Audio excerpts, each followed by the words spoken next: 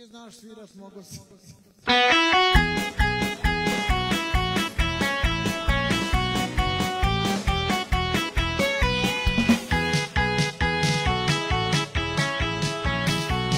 Dok se ti snađeš, kunem vam se rahmetom i djedinim, iako se u tu svirku ne razumijem baš, da niko nikad nije znao harmoniku svirat, kao mali Ibro dirka naš, kada počne der neki kad on zasvira, ne bi stigo reći ni bismila, već bi lupo glavom i lomio bi čaše, već bi te mujom bacio u seba.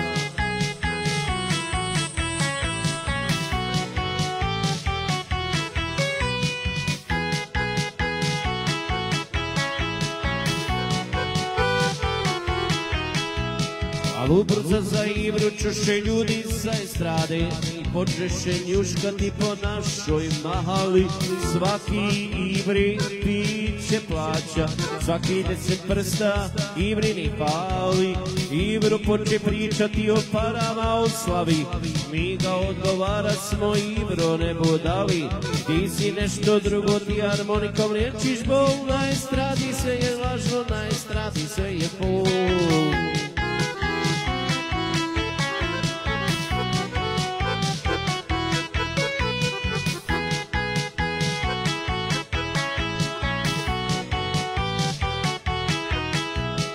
Jednog da uđe Ibro u mahalu sam, isti Gari Cooper sve ličilo na san, na licu više ne bi sjede koji tu ga prati.